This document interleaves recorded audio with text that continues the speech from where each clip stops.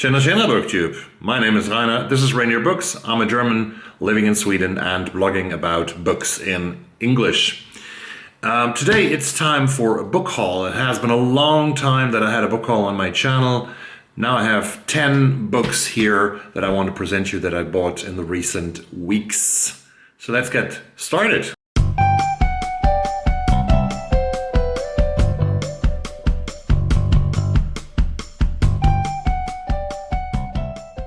It's Booker season. That means it's the season of the Booker Prize. So a part of my book haul is dedicated to the Booker Prize because there were some of these 13 titles on the long list that really caught my interest. And one of the books that arrived, luckily from England, because I found a bookshop in England, in Oxford, that is sending me books and I don't have to pay any taxes here in Sweden. They have quite reasonable prices, so it's really, really good. The first one came from this shop in Oxford. This is by Mary Lawson, and it's a book that is nominated for the Booker Prize for the longest. It's A Town Called Solace by Mary Lawson. Mary Lawson is a Canadian writer. She is born in Canada, but she moved to England when she was a young woman.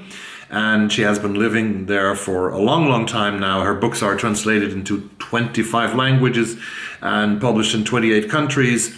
She has written, her most famous book was maybe her first novel, Crow Lake. This is A Town Called Solace, and this is about a small town in northern Ontario and about the secrets of people who live there, 3 people whose lives get connected through this novel. I'm very looking forward to reading this. Someone said that this is comparable to, I think it was Chris the Bookish Cauldron, who said that this book is comparable to, this author is comparable to Anne Tyler, and that's actually what I thought, and I wasn't so surprised because I think, because Anne Tyler has blurbed this novel. I've been telling everyone I know about Mary Lawson, each of her novels is just a marvel. Canadian literature always welcome for me, for Rainier Books. The next one comes from South Africa, and it's also on the long list of the Booker Prize. This is a family story.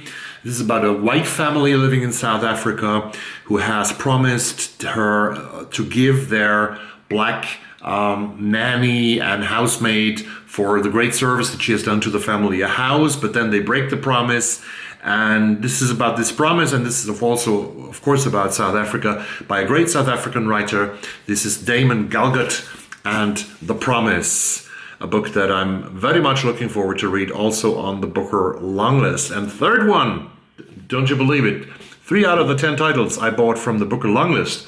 The third one is from Sri Lanka, and this is by an author I've never heard before about.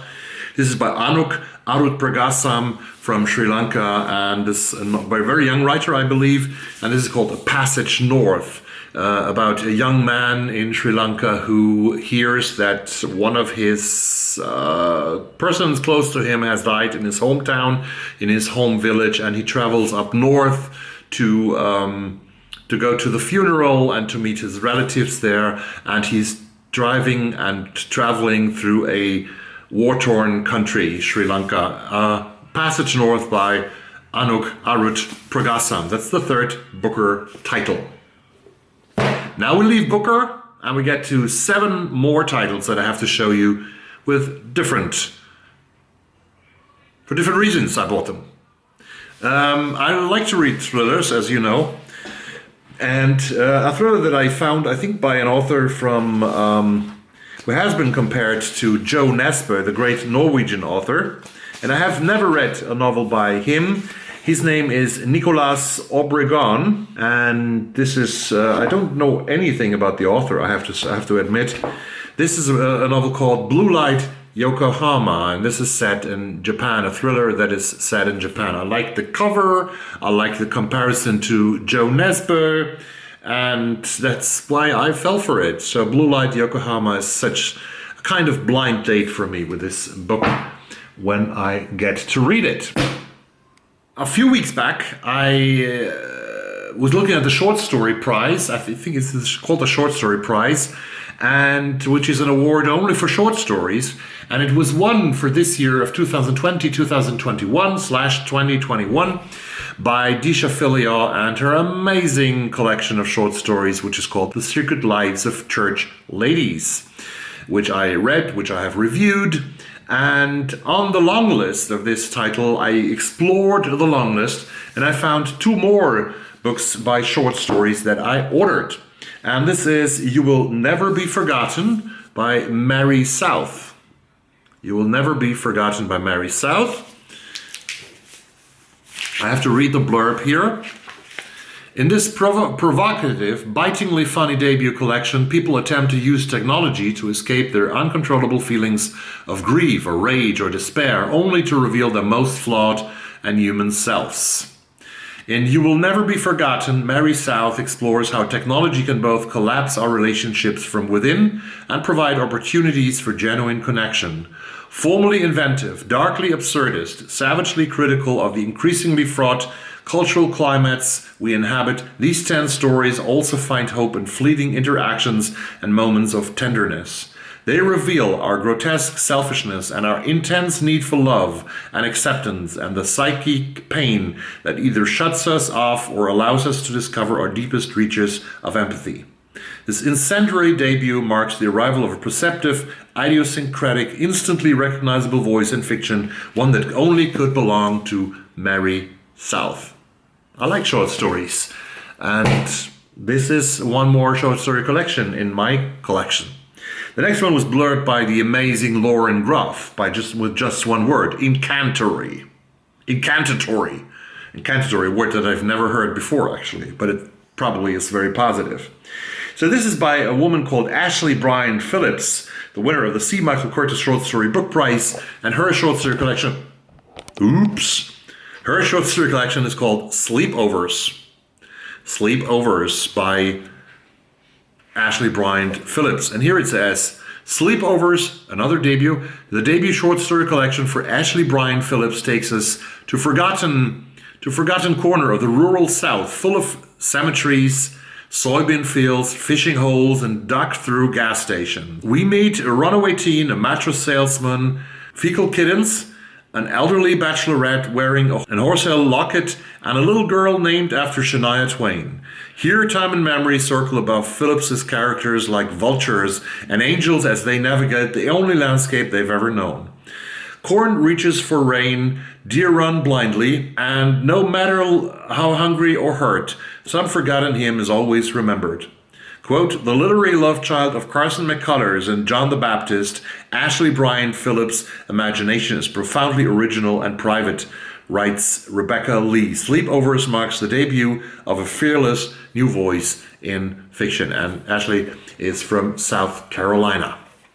That's the second short story collection that I bought. And now we take a long flight, a long haul to Japan. And I bought 4 Japanese books in translation. 4 Japanese books in translation here in my beautiful book haul for today. The first one is The Woman in the Purple Skirt by Natsuko Imamura. The Woman in the Purple Skirt by Natsuko Imamura.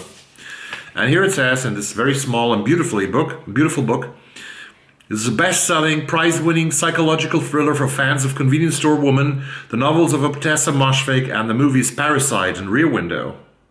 Almost every afternoon, the woman in the purple skirt sits on the same park bench where she eats a cream bun while the local children make a game of trying to get her attention. Unbeknownst to her, she's being watched by the woman in the yellow cardigan, who's always perched just out of sight, monitoring which buses she takes, what she eats, whom she speaks to. The woman in the yellow cardigan lures the woman in the purple skirt to a job as a housekeeper at a hotel where she too is a housekeeper. Soon the woman in the purple skirt is having an affair with the boss and all eyes are on her, but no one knows or cares about the woman in the yellow cardigan. That's the difference between her and the woman in the purple skirt. Sounds a little bit creepy, sounds very much Japanese. The Woman in the Purple Skirt by Natsuko Imamura. The next book from Japan. Ooh, we got 3 more to reveal here. The next one from Japan, and it also has a beautiful cover. This is by an author called Shaw Kuzki, and this is called Soul Lanterns. Look at this cover. Soul Lanterns. So beautiful. Kuzki is born in Hiroshima and she's a second-generation A-bomb survivor. She received her MA from Sophia University in Tokyo and is the author of a number of books. She lives in Kamakura, Japan. So Lanterns is a first novel translated for US readers. And what is this beautiful book about? 12-year-old Nozomi lives in the Japanese city of Hiroshima. She wasn't even born when the bombing of Hiroshima took place, resulting in almost complete destruction of the city and a fireball as hot as the sun. Every year, Nozomi joins her family at the lantern floating ceremony to honor those lost in the bombing. People write the names of their deceased loved ones along with messages of peace on paper lanterns and set them afloat on the river. This year, Nozomi realizes that her mother always releases one lantern with no name. She begins to ask questions, and when complicated stories of loss and loneliness unfold, Nozomi and her friends come up with a creative way to share their loved ones' experiences. By opening people's eyes to the personal struggles they all keep hidden, the project teaches the entire community new ways to show compassion. The honest exploration of what happened on August 6, 1945, translated for the first time into English, offers readers a glimpse not only into the rich cultural history of Japan, but also into the intimate lives of those who recognize, perhaps better than most, the urgent need for peace. Kuzki, Soul Lanterns. The third book is a non-fiction book from Japan, a book that has almost, as I have read, has almost caused a riot in Japan, an outcry of mainly women. This is the Me Too, the start of the Me Too movement, a couple of years later than it started worldwide, but the start for the Me Too movement in Japan. This is a book by Shiori Ito, and this is called Black Box. In 2017, aspiring journalist Shiori Ito went public with the accusation that a prominent TV journalist had sexually assaulted her 2 years prior. After the assault, Ito was told by the police that her case was a black box. It had happened behind closed doors and was therefore unprosecutable. Upon publication in 2017, Black Box was integral to the Me Too movement in Japan, becoming a necessary catalyst for cultural and legal change.